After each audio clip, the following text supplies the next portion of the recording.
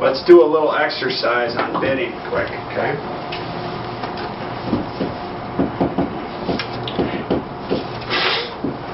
Alright, what are the different kinds of bidding systems out there? Do you guys know of any? How did you bid your jobs? Cost plus? Cost plus. Okay. Cost plus. Okay, what else? Well, there's the software programs, the different ones. Yep. And they'll use different systems. Yeah. So some of the cost plus is a common one. Okay, there's piece rate, which I shouldn't really put that on this category, but we'll leave it there for now. We got remodeler's markup.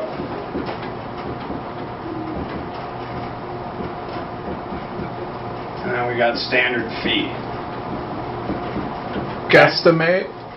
And then we got guesstimate. That wasn't one. About That should be maybe, I'll take a guess. 30,000, yeah. Get $50. this one here was common with our sales guys last year. Is that the one bathroom one? Yeah.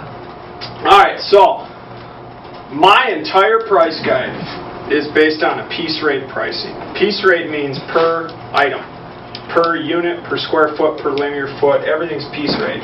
So you don't have to go through and actually figure out your cost and add in a margin or anything like that.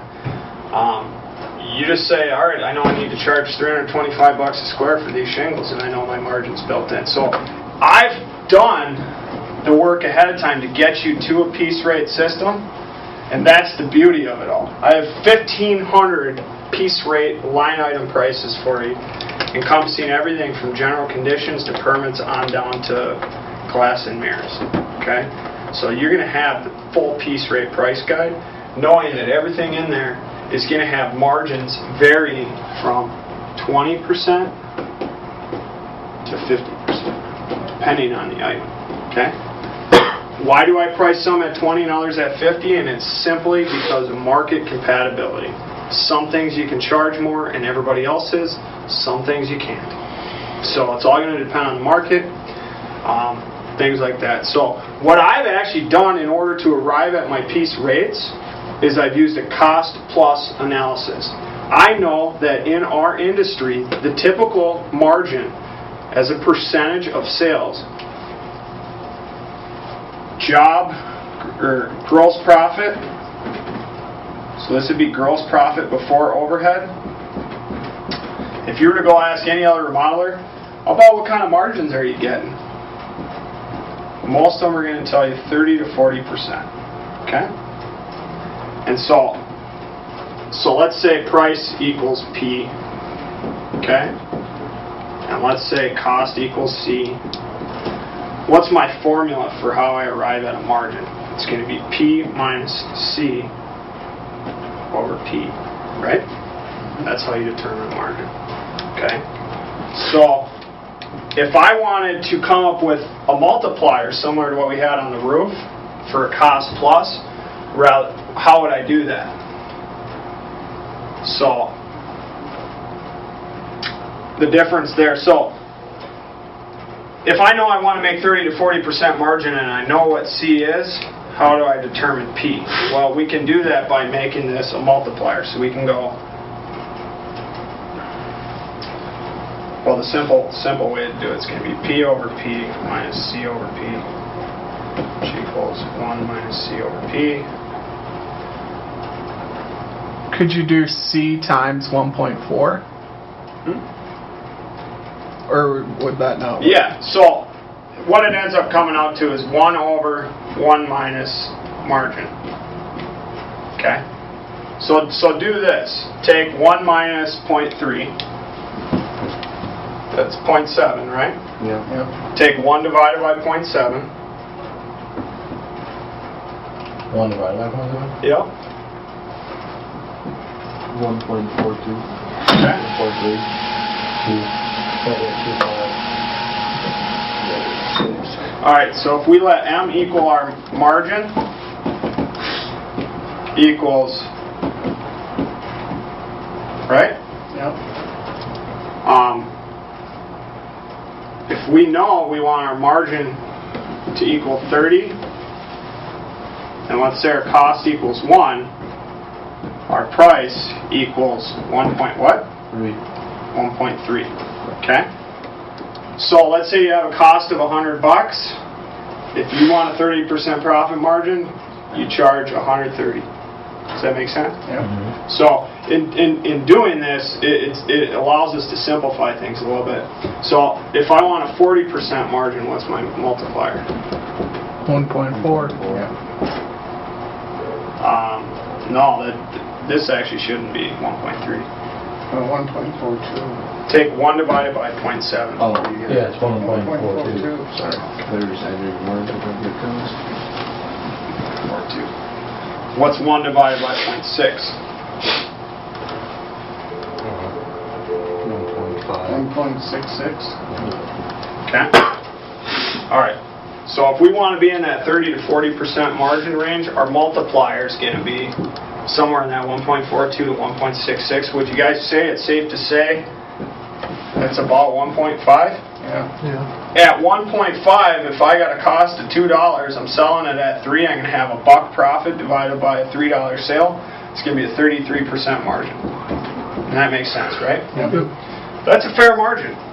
So if you want to, if there's something you're trying to bid and it's not in my price guide, you guys, it's very simple. Use your resources. Call Casey, call me, figure out what labor. So what's our big 4? Now this, let's talk about some technical terms real quick, and then I'll get into the big 4. Okay. So how do we determine our job profit, which is what your guys' commission's based on? We got revenue minus, all right, give me some of the big costs. Overhead. Overhead, materials. Labor. Yeah, hallway. Yep. Dumpster permit. Yeah, dumpster. Hallways, dumpster, yep. And we got permit. Permits. Marketing. Architect, if you have. Marketing. Okay? So there's the 6. Of these, this one I have fixed for you guys now because I take all the marketing costs. But on your own deals, you don't have marketing fee. But that, if it's a lead we provide, we take 5% back to replenish the marketing budget, right? Our actual cost, me and Bob looked at, it's probably closer to 9%. So we're actually paying for about half your marketing costs. The overhead's about 16%. As mentioned before, we only charge 10%. What does this overhead actually cover? Office. Electricity. A whole lot. I wish. Rent? No, I mean, 10% is not going to cover a lot of it. Liability insurance? Your warranty coverage? Make no mistake about it, guys, I'm going to be around for that 20-year warranty, that 10-year warranty. If you guys aren't with me in 8 years, guess who's going to foot the bill? Is that a real cost that's going to be realized at some point on somebody's job? Yeah. Absolutely. Historically, people have said the warranty cost is going to be right around 3%. That's going off of College Pros rates. Okay? So they charge us 3% for warranty. Liability insurance is directly tied to the job. It is a direct job cost, so I could break it out separately. Instead, I wrap it into overhead. That's 2.2%. So for every $100,000 we sell, I'm paying about $2,200 towards liability insurance. Okay? Rent and office equipment, including printer and everything, runs about $20,000 a year. This is also going to cover your basic startup package, which is going to cover for you guys business cards, your t-shirts, your client manual, all your sales training materials, things like that. It's just your basic stuff. So if you start adding all this stuff up, what are some of the other overhead expenses you think I have? Is accounting a real expense we have? Very much. What are some other costs that we have? Office supplies. Yep, office. We put that on Good. file. Salaries, right? Exactly. Taxes. Uncollectible loans to sales reps. I thought you didn't do those anymore. Yeah. There's a reason. That's about the extent of it. So I mean, there's a lot of other little dinky Oh, ones, sure. you know, gas, insurance, things like that. But, you know, so a lot of those things that I'm going to have as overhead, whether you guys are working with me or not, that's why I'm taking 16% and only charging 10. Now, labor and materials combined are typically around 60% for my price guide. Your dumpster and your permit's going to be about 3%. Okay? So, let's do the basic math, right? Oh, let's go back here. You're bidding a job, a deck job. You don't know how to price it out. What's your steps? Call you or? Well, get your material costs, get your labor costs. Yep. So you go out and meet with the customer, you go through the 10-step sales process, but instead of closing the deal, you schedule a follow-up to come on and meet with them, right? Yep. In there, you draw out the job, remember, draw it, then measure it. Always draw the whole thing out and then pull out your tape measure. Very common error is guys get real excited. As soon as they get out the door, they start measuring things. Next thing you know, they got a bunch of scratches. So you're going to be much more organized if you draw out your whole roof and then start taking your measurements, because you'll know where you need to measure. Once you draw it out, you're going to be like, oh, I don't even need that measurement because I'm doing it on the other side of the house, right? Yeah. Like if you got a house that's a box with a little kick out here, you know, it's pretty easy. You take one measurement here, one here, one here, one here, you're done, right? Mm-hmm. You know, it doesn't matter how the roof is. So that's that. So what you do is, well, how do you determine your materials? You go to your supplier, right? Yep. So you're going to fax your quote over. So here's an example of one I'm working on right now for a steel roof.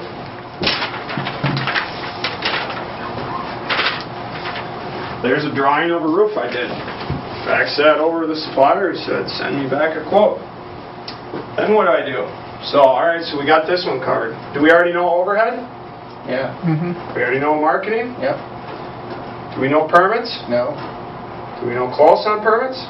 You can guesstimate from other ones. So how do we get rid of that? We can either add in $100, $200. Go back to the other one. Let's talk about permits. Guesstimate. Yeah, guesstimate. Yeah. So you can guesstimate on your permits.